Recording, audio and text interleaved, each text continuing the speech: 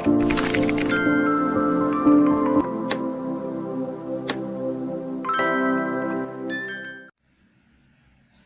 Students, welcome back. मैं हूं नफीस sir. I hope आपने फर्स्ट चैप्टर के एमसीक्यूज़ की वीडियो पसंद की होगी। तो अब है second chapter mechanical properties of fluids के एमसीक्यूज़। टेक्स्ट बुक में ये पेज 54 पे है। देखते हैं फर्स्ट एमसीक्यू क्या है। A hydraulic lift is designed to lift heavy objects of maximum mass 2000 kilogram. The area of cross section of piston carrying the load is 2.25 into 10 raised to minus 2 meter square.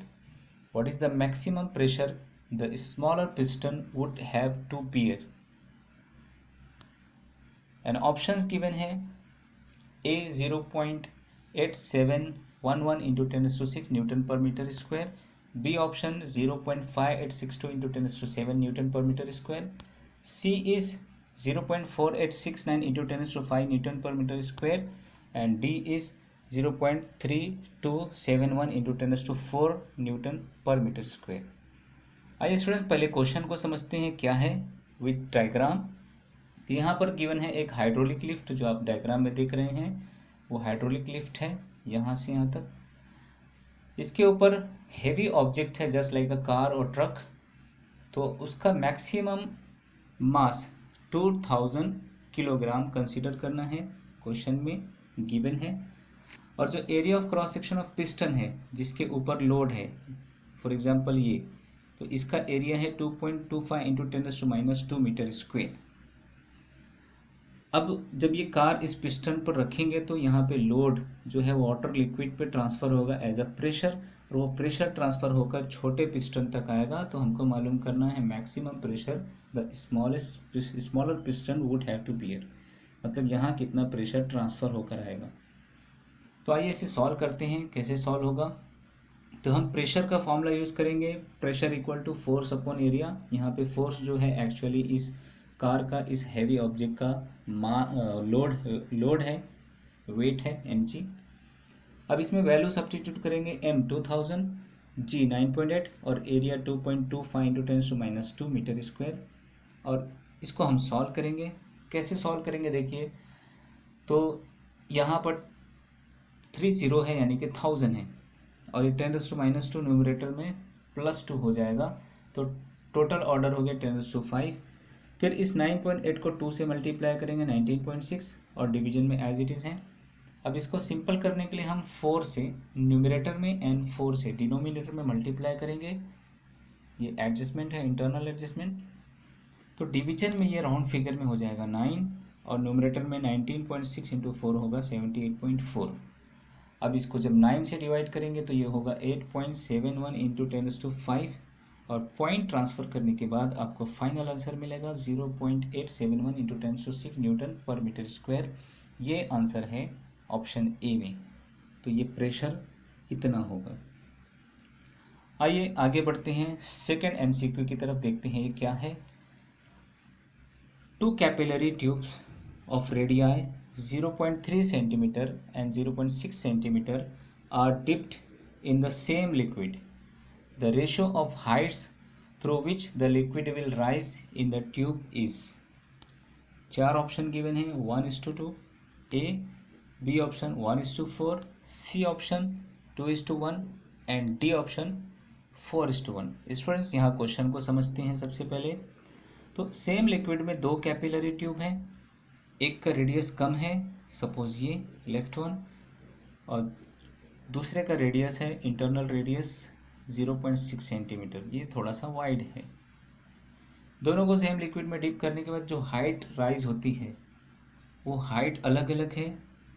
तो जो capillary thin है उसमें ज़्यादा height तक liquid चढ़ता है, और जो कैपिलरी जिस ज़्यादा वाइड है, जिसका एरिया अंदर का ज़्यादा है यानी कि रेडियस ज़्यादा है, उसमें लिक्विड कम हाइट तक चढ़ता है।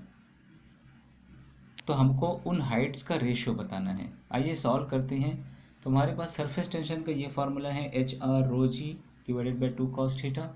T surface tension, H height of liquid, R radius of capillary, ρ density of liquid, G 9.8 constant and theta angle of contact.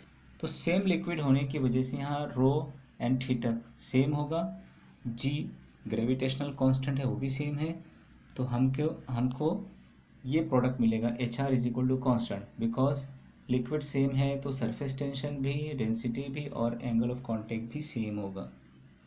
बचता है सिर्फ HR। तो ये HR का प्रोडक्ट कांस्टेंट है, that means they are inversely proportional to each other.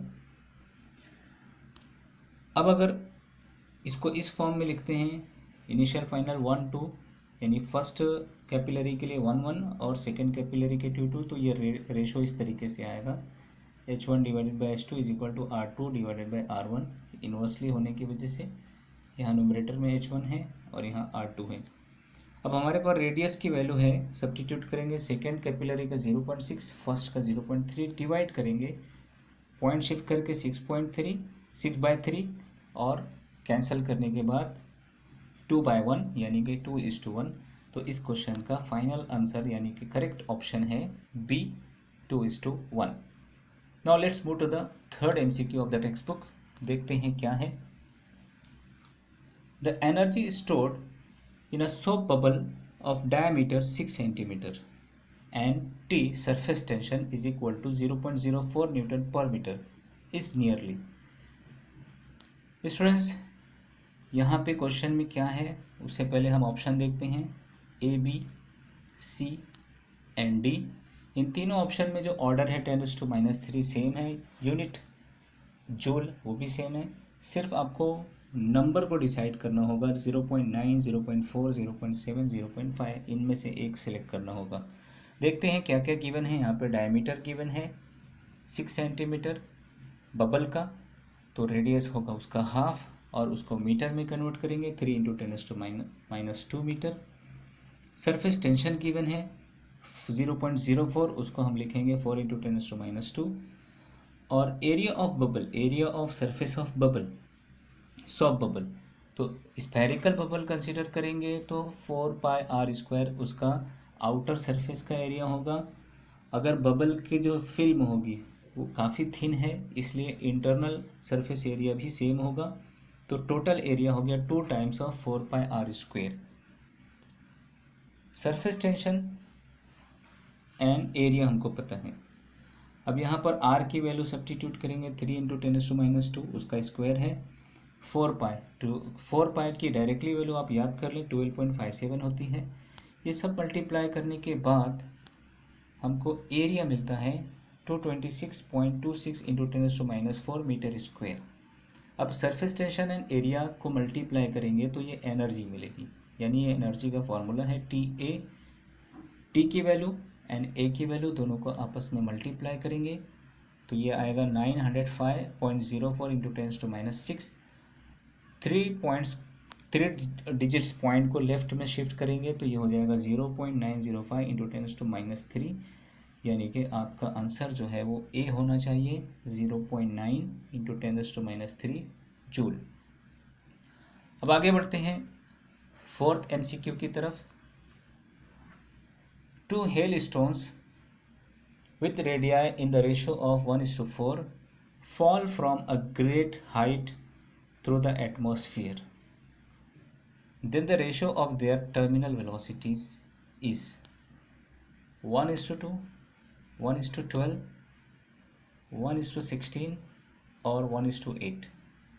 Students, यहाँ पे 2 stone को काफ़ी ज़्यादा हाइट से एटमॉस्फेयर में तो थ्रो करते हैं, छोड़ते हैं, फॉल होता है, और उनकी जो रेडियाएँ हैं उनका रेशो है 1:4, क्वेश्चन में गिवन है, और उनकी टर्मिनल स्पीड का रेशो बताना है।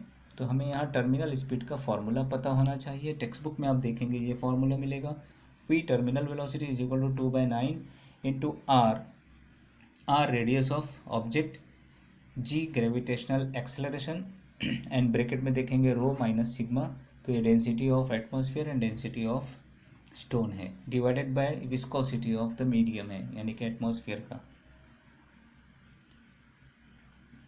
क्वेश्चन में गिवन है उनके रेडियस का ratio R1/R2 is equal to 1/4, और जैसा कि आप यहाँ पर देख रहे हैं बाकी सारी चीज़ें कांस्टेंट है, तो V directly proportional to R square होगा, और अगर उसको दो इक्वेशन बनाकर डिवाइड करते हैं, कांस्टेंट कैंसल होगा, तो आपको मिलेगा V1/V2 is equal to R1/R2 the whole square. इसमें R1 डिवाइडेड बाय R2 की वैल्यू रखेंगे 1/4, और स्क्वायर होने के बाद ये हो जाएगा 1/16। दैट मीन्स आंसर है C, 1:16।